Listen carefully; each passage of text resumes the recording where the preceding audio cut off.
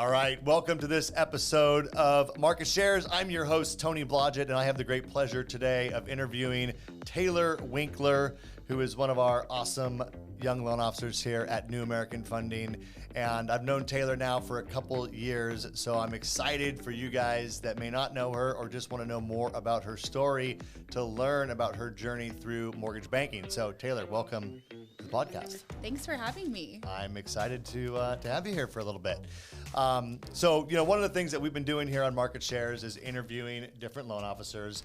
And, it's funny because everyone seems to have their own kind of story on how they got into the mortgage industry. Most people didn't necessarily plan on it from what it turns out. I kind of did, but most people kind of fall into it. So maybe we'll just start there with this conversation about, how did you end up in mortgage banking and when did that happen for you? I thought for sure I would have been on American Idol. I'm tone deaf, so I'm glad that didn't work out. But I got into mortgage through a family friend that knew I was a bad singer. That's not true, but she did recruit me into mortgage. So I started as a marketing coordinator, and I did that role for about 8 months. Just did marketing for the branch, and I called on inside sales CRM platforms for different real estate offices as well that we partnered with. I got kind of bored of that, honestly. I needed more of a challenge. It was good experience for me, I would say, to practice cold calling and getting rejected. It's really humbling. Yeah. So what year was that you started as a marketing coordinator? 2015. 2015. Okay, so it's 7 years ago now. Yeah. Okay, cool. So let's fast forward through your journey a little bit. So you were doing marketing work, calling on inside sales type leads, and then where did it progress from there? Yeah, so I was told I needed to get my license if I wanted to do anything else, and that was like $1,000. That's a lot of money. I was out of rent. Luckily, I passed the test the first time. I did study very hard, and then I got a mentor, and I hired a business coach because I didn't really have an option to fail. So I really put in 100% effort to get my business up and learn how to get business and then how to do the business. Well, I'm glad you said that. I just recorded an episode with a friend of mine, and one of the things that I talked about was getting a mentor, getting the training that you need. And the first step in that is having the desire to do it. Yes. There's lots of people out there that would mentor you if you would just ask them, right? And Yeah. so, good for you for recognizing right away that you needed to find a mentor. And thank you for not saying that you put in 110% or 115%. That drives me. It's one of my pet peeves. It's okay, just noted. put in 100%. Like, That's all I got. that's all you got. That's all you got. Okay. That's awesome. Okay. So you got a mentor. And if I remember correctly, you were originally like as part of a team. Yeah, so none of the loans actually closed in my name. Okay. But it was a good experience for me I got leads from it, and I made a lot of connections. I was kind of more of like an account manager, if you will. Okay. The loan officer said, here's some relationships. I just need you to deal with them. And so that way he was kind of hands off. So it was a win-win, I would say, for both of us. Yeah. Well, I think it's a great model. And, for those of you that might be newer in the mortgage industry, and this is what I love about stories like Taylor's is, you started so young in the industry. You've had a lot of success in just a short amount of time. And we're going to talk a little bit more about that. But there's lots of different ways to get started. And Taylor's way, I think, is unique because so many people get their license and they try to just jump into the deep end of the pool all by themselves, and they may not even have any mentorship or any training, but to be able to have a mentor, someone to help you, but also a way to get leads and kind of get you going and, cut your teeth a little bit. I think it's a great way to get started and get going. There's not necessarily as many opportunities like that out there, but it probably gave you the confidence when the time came to go out on your own. Oh, yeah. I was excited to go out on my own, mostly because I just wanted to do cute branding under my own name instead of someone else's. That was like my number one driver. But I'm glad I did it. I mean, it's worked out. Perfect. So let's talk about that transition then when you stepped out on your own. I mean, obviously there's some security though. When you're working for someone who's spent years building a network of realtors and kind of handing you those relationships, then you have to kind of go out on your own. Talk a little bit about, that process. Like, what did the day in the life of Taylor look like when you were out trying to build your own network of referral partners? I mean, it's really going back to basics. I knew I had spent the previous couple of years learning how to get business, how to manage the business, and then how to retain it. So I kind of was starting from scratch in a way because I didn't have that database anymore. But I did have a couple of years experience where I could access that, and then I already knew I need to call these agents, I need to make new relationships, I need to network with financial planners. I can call the clients that I did loans for and let them know where I'm at now and why I moved. Most of them were like excited that I'm off doing my own thing. Yeah, I love that. So calling on real estate agents, obviously that's something that has to be kind of the staple of every loan officer. Not every loan officer, but most loan officers get at least a percentage of their business from real estate agents. Yeah. How do you feel like you did that in a traditional way, or how did you go about meeting new real estate agents and kind of, just becoming their friend, or were you asking for business? Like, what angle did you take to say, hey, I can be valuable to your clients, et cetera? I've tried a lot of different approaches. It really depends on people's personality. What has worked for me is through just building relationships and continuing to stay in touch with people. You can continue to stay in touch with people by calling them or texting them. I do think call or face-to-face is better. Asking them out to coffee or lunch, inviting them to your house for a dinner party. I mean, like, you can really incorporate those relationships into your life as much as you'd like to. If you have similar hobbies, like if you like to go for walks, I mean, you can go for a walk with a business partner. You don't have to just eat. I mean, that is cheaper and less calories to walk. So I love it. Well, I used to always say I was not a big fan of going to lunches necessarily. A lot of people like to do lunches, but it's really hard to have a conversation when you're both stuffing your face the whole time. You know what I mean? yeah, and if you're following a certain diet plan, it's like, I can go here or here. Yeah. So, and they're like, but I really want pasta. Yeah, you're like, no pasta. Yeah. Not this month. And then those realtors try to get you to have a beer, and it's like, I got to lock loans after this. Exactly. Well, that's okay. I love that. Now, one thing that I've always noticed about your business since we met is that you've always incorporated social media a bit into your business. I mean, I think that you're kind of that generation where people kind of grew up a little bit more on social media. Those of us kind of old dogs like me, like I'm getting it down. It's a work in process for me, but it seemed just kind of a natural way for your business. And I believe that, you've gotten quite a few relationships, and it's kind of hard to quantify, I think, but you've always kind of put yourself out there, kind of a lifestyle type branding, kind of a presence. And how do you think that that's benefited your mortgage practice? Social media is hard to quantify, but recently I have been tracking it. If there's someone that I went to high school with that I only communicate on social media, like being that I follow them, that's it, or they follow me and like my business posts, something like that, I'll count that as a lead directly from social media, because if I weren't putting myself out there on social media, there would be no way that they'd know who I am. So quantifiable, it can be, but I think it's one of those things where it's just being in front of people because you want to be where the people are, and everyone's on social media. Are you at a point now where you could track like what percentage of your business you're attributing to social media? By the end of this year, I will be, because I'm tracking it now. Okay, yeah. So you're going to have a number. I'm going to have a number. Okay. Yeah. Well, I think I will guarantee you it's more than most people's number, because, good for you for tracking it and recognizing, that there may be things that you can then do with your social media that are going to increase or decrease that number. I think it'll be, if you don't measure it, you can't manage it, right? So yeah. that's good news. But I just think you've been consistent with it, and I think so many people, even today that I talk to, just don't know how to do social media from a business perspective. But you don't always seem like you're not trying to be. People know that you're a mortgage lender, but you're not trying to be businessy necessarily with your post, or do you have a balance, or what is your approach there? The whole point of social media is to be in front of people, and so you can use that platform however you want to. I do have a personal account and I have a business account.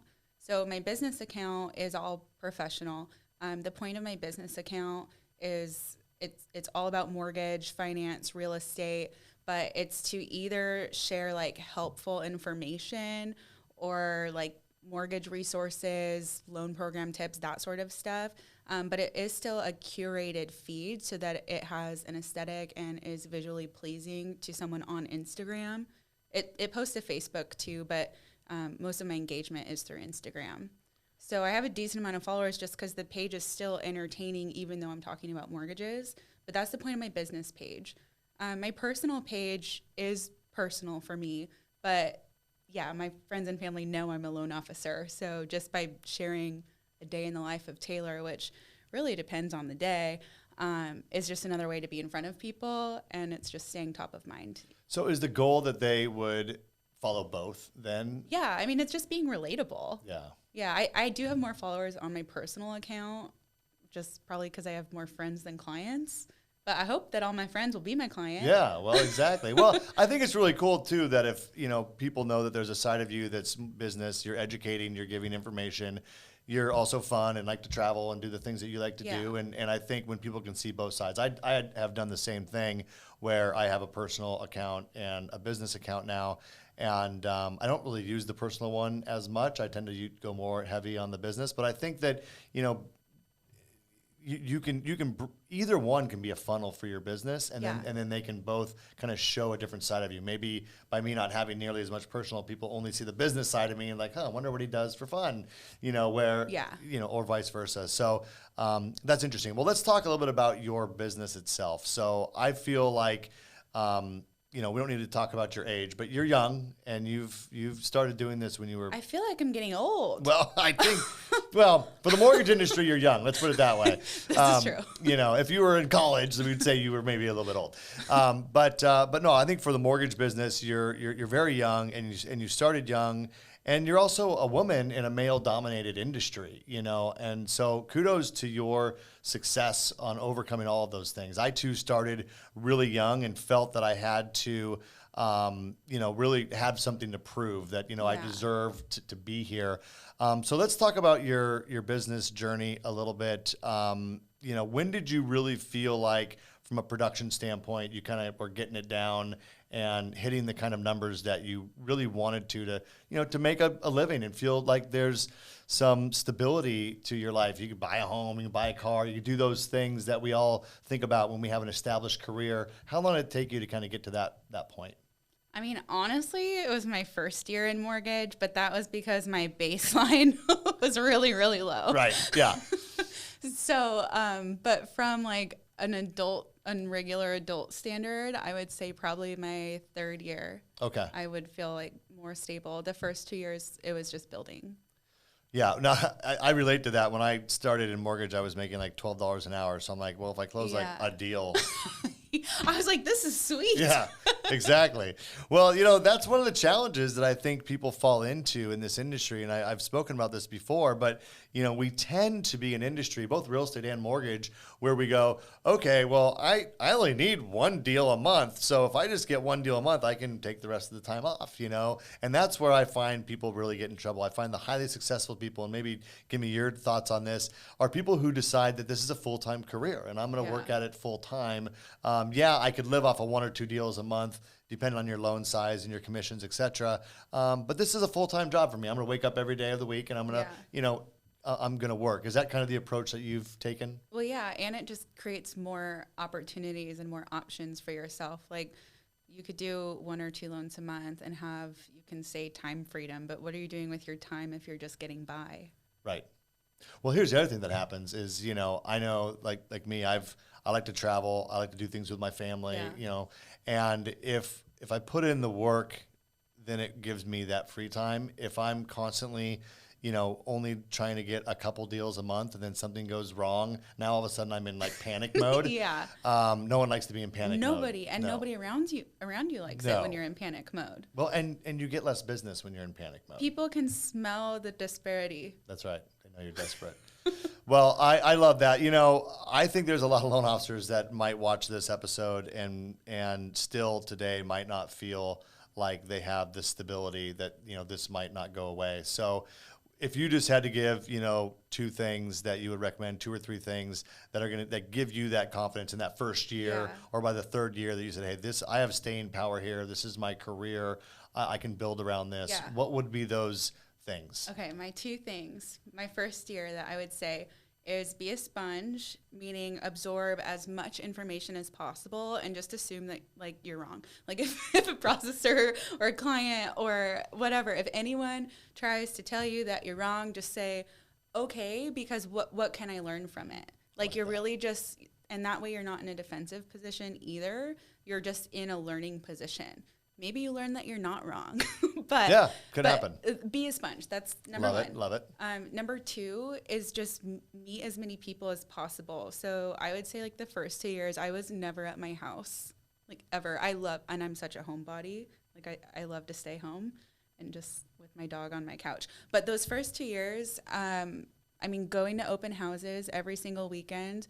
If I could do something differently, I wouldn't go to one open house for 4 hours with one agent on a Saturday. I would just make a little open house survival kit with like maybe an Advil and like a snack and a water bottle, and then pick out like 5 open houses in your city and go to 5 open houses. That could take maybe 2 hours, and then you'll meet 5 new agents, and you follow up with them the week you get back, and you ask them out to coffee or just over the phone. A lot of the agents at open houses are typically newer anyways. Right. So the chances of you getting that appointment is typically higher, which can help build your confidence because you're getting rejected less. Absolutely. Yeah. Well, and look, here's the reality is that some of the most highest producing realtors that you might want to target, they're at that stage of their career where they're not working with nearly as many buyers. Yeah. So the reality is that you really want agents to work with buyers, and the ones that work with buyers are the ones sitting in the open houses, willing to work on the weekends, put in that extra work. And you're right, the barrier to entry to get to know them is a little bit lower because they're more receptive. And I'll tell you this, I've found that agents appreciate the hustle because they have to hustle. Yeah. And so when you're showing up on let's just land on that for a second. So you stop by an open house. You still do that today at all? I'm picking it back up. Back to basics, right? Back to basics, I love it. Yeah. Well, that's what you got to do in a market like this. Yeah. So let's just land on that for a second because I know people are intimidated to just stop by an open house. So what does that look like? Should they be intimidated by it? Do you have to be prepared for it? I don't think so. No, if you come in with your little survival repair kit, knock, knock, hi, like I'm Taylor with New American Funding. Worst case, what do? Roll your eyes. They can't kick you out. It's an open house. Right. The door's open. So anyone can go in, and that includes you. Yeah. So, you can just walk in and introduce yourself and just say, just wanted to stop by. I'm not here to, solicit or anything. I did bring you a survival kit. How's it going? And then see where the conversation goes from there. Yeah. So I think that's a good point, though, right? You can't be there to poach the clients that are walking through the home. You're not invited. So don't do that. You're not invited to do that. But I do think that it is okay to say, I love looking at real estate because I'm constantly having my clients that are looking for homes. And so I like to know what's out there on the market as well, too. Yeah. And that is true. I mean, I look at houses every weekend still today. I don't go to open houses as much, but I will. I'll pop into open houses. And I've actually met realtors recently who, have reached out to me and said, hey, do you have a loan officer that I could refer a deal to? Because we had a great conversation at an open house. Usually they're in my neighborhood because I like to kind of snoop and see what's going on. Me too. But this is a great point. It's a really easy way to get out there, and it will build your confidence. And look, it's a couple hours on a Saturday. I used to say to people all the time, and maybe it wasn't true the last 2 years, but it's definitely true now, is that if you will just work the weekends, the first year that you're in the mortgage business, you'll never have to work the weekends again if you don't want to. Except for right now in 2022, you have to work on the 2022, weekends. If you want to keep the production you've had for the last 2 years, you're going to have to do something different. Yeah. I got a contract today from a pre-approval I did on Sunday, and you have to be supported by your friends and family that take up your weekends normally, because if you don't have that support, you will just feel extreme guilt when you're working on the weekends, and you can't have that. So luckily, I'm fortunate to have friends and family that understand, if we're out to dinner and I have to take a call, it's well, I got, my mortgage is due next month, so I got to take this phone call. It's not an option right now. That's a really good point. I think asking that permission, right, of your family or your friends and just saying, hey, you know, I'm in a season where, you know, I don't have the luxury of not working on the weekends or, you know, putting in that extra effort, you know, picking up that phone when it rings, even if it's an inconvenient time. Absolutely. So I like that idea of getting, but I think you do, you know, especially if you're married, you know, and you have kids, you need to let them know, like, this is, you know, mom needs to do this or dad needs to do this. This is important for my business right now. And ask for that permission. You know, it won't be like this forever, but this is a tough season and it's a transitional season. Well, cool. That's really good stuff. Any other advice that you might just give to a loan officer or someone? Because like Taylor, I know that there is people out there, men and women, that would look at your business and say, man, you know, I'm newer in the industry, a year or two. It was pretty easy the last couple of years, and now they're like, man, how could I make the transition and really get to the place like where you're at in your business? So I know there's going to be people watching this that are interested in hearing. So what would just be, you know, you gave your two things. Anything else you would add here as we kind of wrap up that they should do? I would just say put yourself out there as much as possible. Go to all the networking events that you are invited to. Seek out new relationships with agents. Stay on top of your current database as well. Anytime someone says thank you, you know, reciprocate back with, oh, I'm happy to help. Is there anyone else that you think would be able to help? So constantly asking for referrals and just stay in front of people. You can't hide. You can't be a hermit. Deals are not falling out of the sky anymore. No. Well, you got to ask. You know, it's you never get anything that you don't ask for, and there's ways of asking without being cheesy, and you have to slip it in there. Well, awesome. Well, Taylor, I'm super proud of you and your career. It's awesome to be able to work with you here at New American Funding, and thank you for spending a few minutes to come on this interview series and share your story, your wisdom, and I hope that the guests got something from today's episode. Until next time, it's Market Shares. I'm Tony Blodgett here with Taylor Winkler. Like and subscribe if you enjoy this type of content, and we will see you next time. Take care.